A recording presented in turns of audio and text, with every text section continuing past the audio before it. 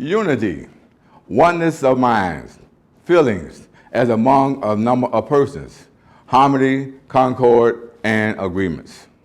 Hello, I'm Ernest Lowery. Welcome to the podcast Unity, a place where you can come together and understand what's happening in your community. What does the community want? It wants great schools, it wants to be self-sustaining, and it wants to take crime out the neighborhoods. Come join us at Podcast Unity. Hello, welcome to another podcast with Ernest Lowery, and it's called Unity. We're so glad to have you here today to spend some time with us, and we have some very interesting guests for your enjoyment today. First of all, I want to introduce you to Janita Castile. Yes. How are you? Great. How are you? I'm doing wonderful. So one of the things some of the things that we're going to talk about today, it's going to be community-oriented things. Okay. And I know you love the community, right? Yes, I absolutely love the community. Okay, so in that vein, before we talk about maybe photography or those things, tell me what do you like to do other than photography?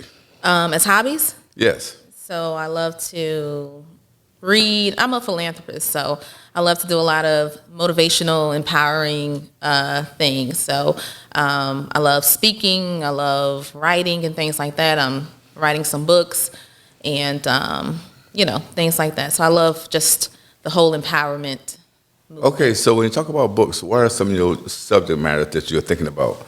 Is it something that you've already started, or these are things that you want to do at a later date? No. I've actually already started. I have a series of books that I'm writing, and it tells a little of my story. I won't really say titles and things like that, but it tells about, my story, some childhood things, just inspiring people to really tell their own story to motivate people. I don't waste any trials in life, and so I believe that you go through it for a reason.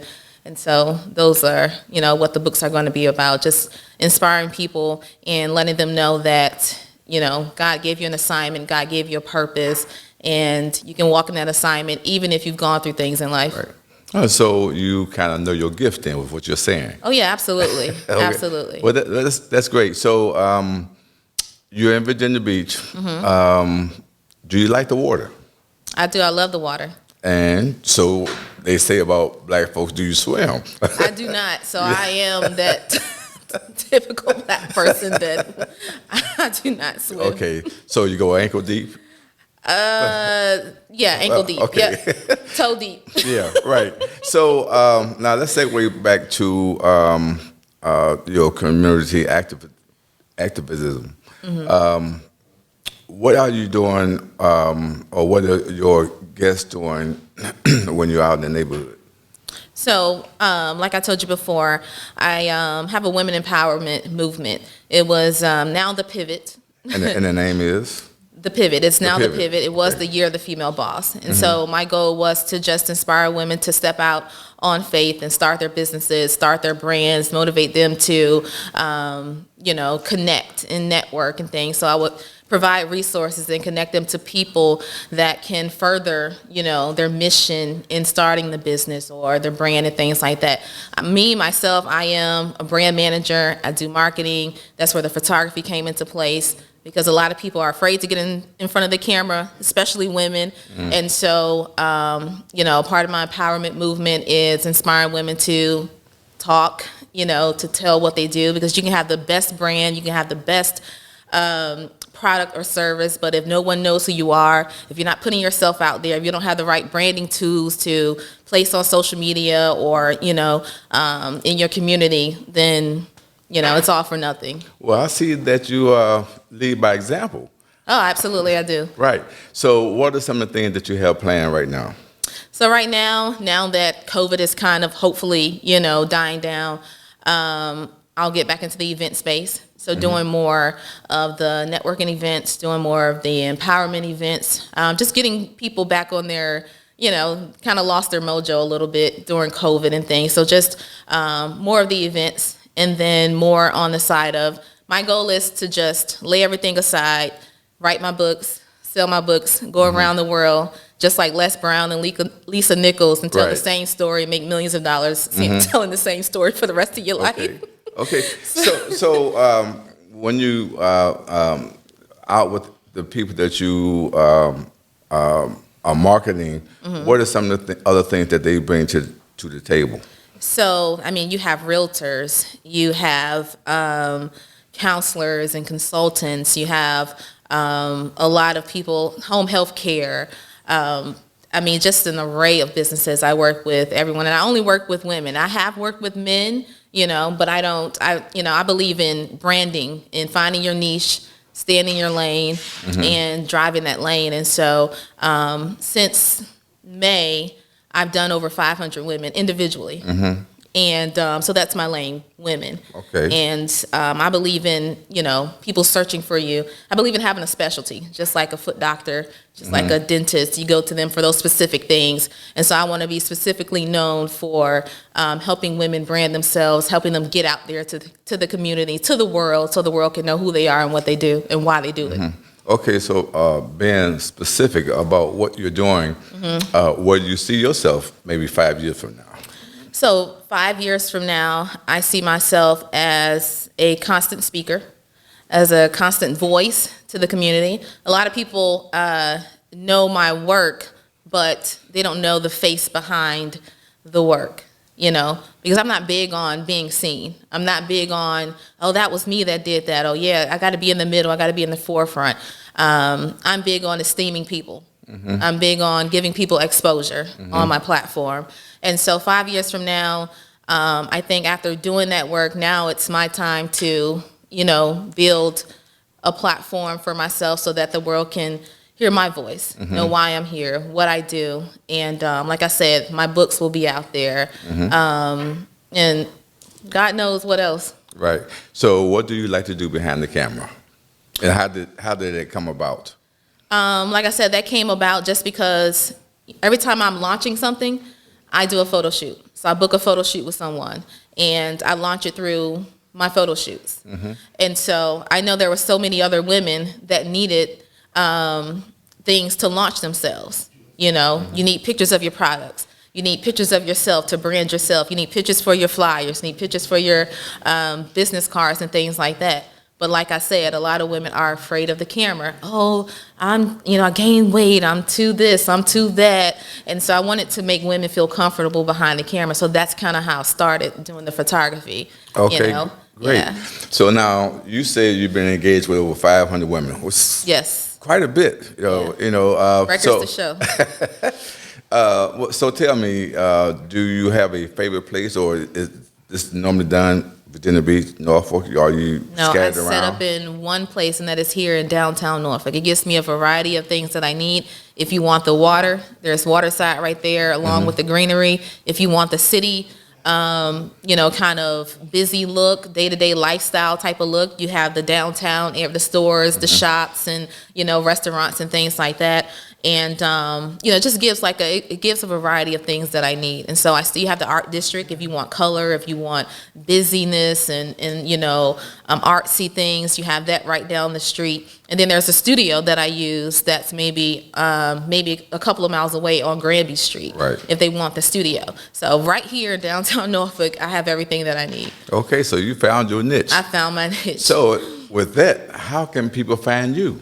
They can find me on Facebook, Janita R. Castile. Find me on my business page, which is Live Inspired. And so that's kind of like the umbrella of everything, that I do, Live Inspired. So under that is my brand, The Pivot. Under that is myself and things like that. And on Instagram, the same, Purpose Pusher, Janita Castile. Great. Yeah. So are there any other things that's inspiring you right now, or family-wise, friend-wise, or is anybody pushing you to do more? Well, I have some people. Or you self-motivated? I am self-motivated. I do, look at people on social media and things like that, and just pull from them the things that inspire me about them, their work ethic, their branding, their marketing, and things like that, and kind of take from it what I will. Okay. Chew the meat, spit out the bone. All right, now I don't want to give away any of your secrets, but I'm still fascinated by 500 women that you interviewed. What's the basic thing that you guys talk about? So when they come out to do their photo shoot, I say it's more of a counseling session than a photo shoot, because a lot of women have to be coached along through their photo shoot. I've met so many people with so many different stories from all walks of life. We've built friendships, connections, and things like that. And so I want to end that soon, because it was just an assignment, I believe. And I'm going to end it with a magazine. Right. So I want to interview at least another 200 women, put them in the magazine, and that'll be the end of my photography. Okay, great. So when you have these clients, is they you talked about the shyness and that you're educating them, you get them relaxed and all these kind of things. Do you have a specific no or something that you definitely have to tell everybody, look, now I need you to do this or don't do that? So one of the funny things, you can't wear flats when you come to my photo shoots, flat shoes. You got to be in heels, because if you're going to portray yourself, I believe in if you're come your best, right. So I even keep heels in the back of my car. I keep different blazers and things in the back of my car, because I want you to look your best, and I want you to step out of your comfort zone. And so that's one of my funny no-nos, and that people know, don't wear flats to her photo shoot, because she's going to make you put on some heels or something like that. So what's one of your favorite stories about one of your photo shoots that you've had? Favorite? Just knowing that, women walk away with something more than what they came with. Maybe an inspiration. I'm very, I'm not going to say religious, but I have a relationship with God. I'm not afraid of or ashamed of my beliefs. And so I prayed for so many women. I've talked with them, and so they came with a heavy heart. They left, feeling weightless and ready to go on and move on to the thing that God has called them to do. That's my only mission in life, to help people move into what God has called them to do. That's it. Very simple. Okay. So when you do things outside, do you have a favorite spot that you like to go or people request? And so I kind of set the tone for my photo shoots, which is why I get a lot of people. So I give them a list of things that they can choose from, because in all actuality, if you haven't started building your brand, you really don't know really what you want for real. And a lot of people don't know how to explain their vision. So you got to kind of paint the picture for them and give them structure. So a lot of people come to me because I give them that structure. And so these are the choices that you have to choose from. And from what you want to do, this is, I paint that picture for them. It sounds like this will be good for you, or that will be good for you, this place. And they're like, you know what? Oh my gosh, you just, painted my whole picture. You know my heart. Right. So between, I don't want to say if there's a favorite, but since you like to write, and obviously you're engaged with people, you're a people person, you look well, you sound great, and I'm sure you're an inspiration to other people that's out there.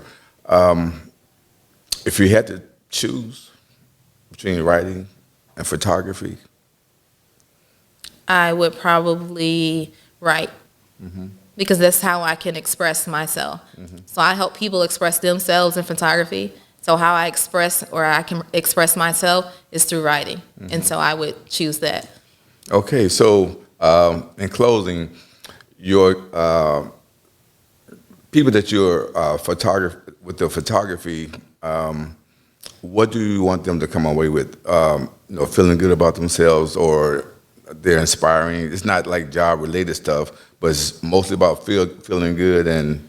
Yes, a lot of, like I said, it's a self-esteem thing. It's a confidence thing.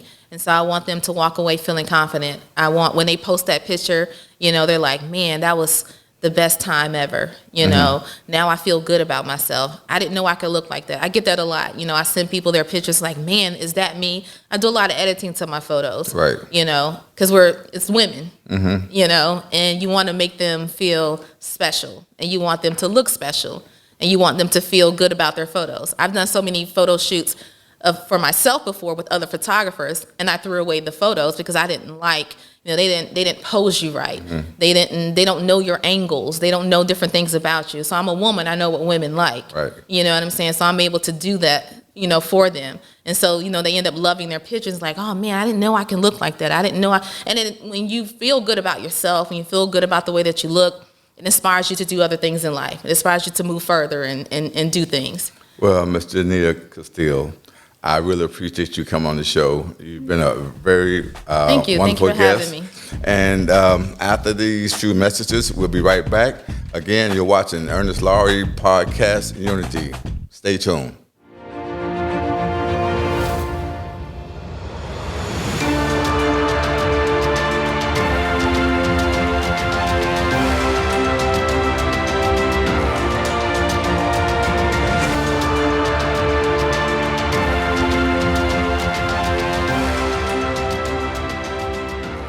Two words, journal and guide.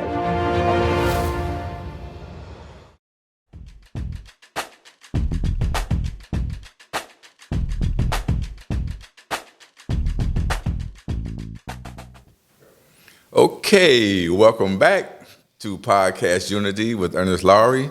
And I'm so glad you guys decided to stay back and hang back and fellowship with us for the rest of this show. And today, I have a very special guest. His name is Herman Hurston. If you haven't heard this guy, I'm going to tell you, he's a classic. He's a comedian. He's a father. He's an entrepreneur. He's all that too. Oh, wow. I didn't know who you were talking about. I was like, hey, man, you got to introduce somebody else. Yeah, well, Herman, first of all, I want to say it's a pleasure.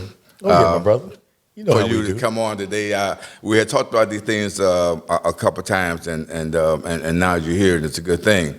So we're just going to play like a little, I don't want to call it Russian roulette, but we're just going to talk about a variety of things. Because right. I know you like that, right? Yeah, put it in the air. So we're going to say, let's start off with what you got going on right now. Right now, Howard H&H, we're putting together just a lot of filming and putting together commercials for individuals in the area, local groups. We've been working with hemp. Mm-hmm. That's been something we've been doing. We've been working with herbal exotics. Mm-hmm. Okay, we're herbals, we're the regular herbals for wellness. I still do stand-up comedy. Right. Got shows to do and things I'm hosting. I got a show on the 26th in Norfolk of March. And then on April the 30th, I'm in Newport News at Good Vibe. Mm-hmm. So those are a few things I'm doing, man. Mm-hmm. Yeah, I know.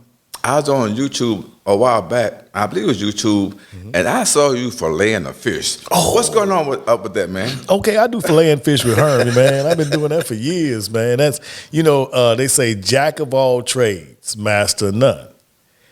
During the pandemic crisis, okay, everybody was, what are we going to do? What are we going to do? I have some skills that people didn't know I had, okay, a special set of skills. It's called filleting fish, mm-hmm. and I'm pretty good at it, man. Mm-hmm. No skin, no bones, fresh fillets all day. Right. This is what I do, man. I've been doing this since I was a kid. Mm-hmm. My dad taught me how to start filleting fish when I was around about, I want to say 5, 6 years old. Oh, right. Okay. And I've had it as a trade. Mm-hmm. I've been doing it for like 40, 47, 48 years. I've been mm-hmm. filleting fish, man. Mm-hmm. And I can fillet a lot. Yeah, good. So I know that most of the things that you've done related around kids and their issues and things like that. Yeah. But I basically want to ask you about your son and about your daughter. Tell me what's happening with them, because I heard that you been dropping some letters to her about once or twice a week or something. Yeah. My daughter, you talk about my son and my daughter. First of all, I've raised 7 children, mm-hmm. so I have four daughters and 3 sons. Mm-hmm. You know what I'm saying? And my daughter you're speaking of, she just joined the Navy at 30 years old. She was already working in finances, working at a bank as a financial consultant. So mm-hmm. she was looking at what was going on with COVID and things. She decided to join the Navy. So me being the service member, right, Air Force and Navy, I know what it's like when you're in boot camp. So I send her a letter, drop a letter every other day so she can receive a little something, just keep coming. Yeah, special. Yeah, you don't get lonely, in a box, right? And you can remember from back in the day. You're like, yeah, Daddy sent me these letters. Yeah. These are the things that are special when it comes to your children, those special memories mm-hmm. for your kids. And a lot of people are so worried about buying things for their children and supplying them with things that are material. the things that count the most are the things of the heart. Those are the things that have the most value and sustain you for the longest part of your life. Yeah, man. And of course, a step costs you almost 55 cents or something. Right? Hello? They ain't cheap. But I get the ones say love on them. Yeah. Yeah, man. So, looking forward, what's next for you? I mean, you say you're still doing comedy. I guess I'm trying to figure out a way to say what you got coming, man. Well, you talk about some other, but we don't want to talk about the dates. Part say Mike gonna cut this out, but we don't want to talk about the dates because What I got? What do I have coming? When we do this here, see those dates are gonna be gone. We'll see. Oh, the dates will be gone when we do this here. Yeah. Okay. Well, to be truthful, man, in the future when we talk about kids, man, education is the adaptation to one's environment. And our environment is steadily changing around us without adjustments. Okay, our religious perspectives don't change. Our political perspectives don't change. The only thing that's changing are the street scenes and the street perspectives. Now, if you see the street perspectives changing and you're not adjusting to what's rearranging, then something's going to go wrong. It's going to be catastrophic. Our religious beliefs have to become something where we put more work into what we're believing in, put more work into what we're hoping for, put more work into what we have faith in. And then politically speaking, if you don't have your hope, faith, and belief in something, concrete, then politically, that's what you're putting into the politics, which is nothing. So a lot of our kids have no appreciation. They are disassociated with appreciation. Being able to see value within things are things that children don't get a chance to see now because they've been given so much without having to earn. Most of our children now don't live purpose-driven lives, okay? Now, if a person has purpose, you'll see value in others. When you have no purpose, it lessens your reason to see value in others. So you think some of that had to do with the thumbs? I mean, telephone, bad environment, just don't care. What? Well, we really can't go deep into it, but to be truthful, let me hit it with this. It starts with etymology, okay? Knowing how to identify what's being said to you, period. Okay. We have been colonialized. So colonial lies. Right. We've been colonialized. Colonial lies are what we live by. Right. You say I'm civil. Are you civil? I know about civil rights. That's right. And I consider myself civil. Yes. But are you civilized? Right. See, I'm not a person that thinks civilly and looks at your face and tells you a civil lie, which means I know I'm lying. But I can calmly lie to you civilly. Straight faced. Yes, and now we live in a civilization. We're a civilized nation. We have people civilly lying to each other every day about a lot of untruths within an entire nation. Right. This is what causes jail systems, drugs, alcoholism, cigarette smoking, mental health. All this is caused by that simplistic thing. Right. So education is the adaptation to one's environment. Okay, I understood. So, getting back to the kids, because most of the things that we want, we generally try to talk about with Unity is getting a feeling for what kids are doing, and you so eloquently said that a little while ago, which is something that we definitely can dive into at another date, but.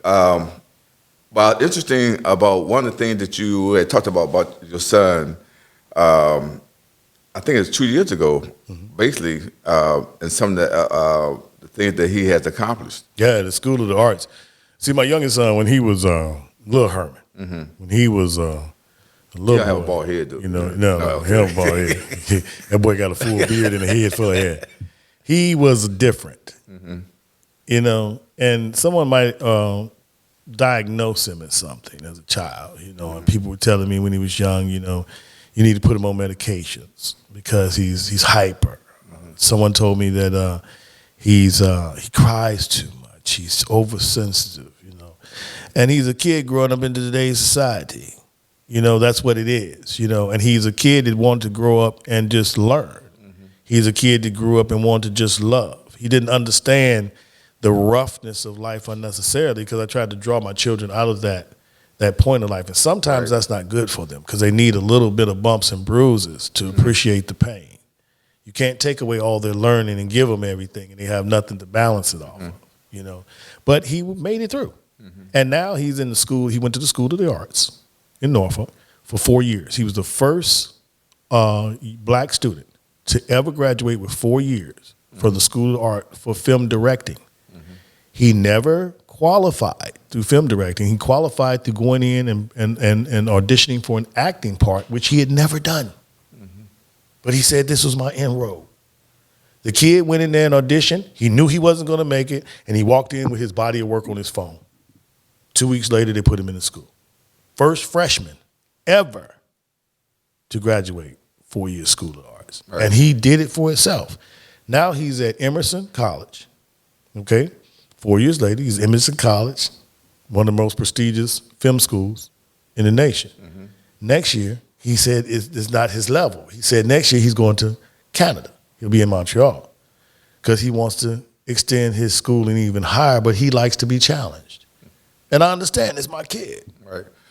And I'm glad you said that, and I want you to share that story because I think it's important for what we're trying to do. And even when we talk about unity as a whole and roping things together and feeling good about ourselves, society sometimes will throw a monkey wrench into your life. Curveball. Right? You know, and so for those, in particular parents, you know, like yourself, that can diagnose and understand the value of your child, all they need is a chance, right? And give them that little TLC, and they can do things. And so I wanted you to share this story because I think it's important.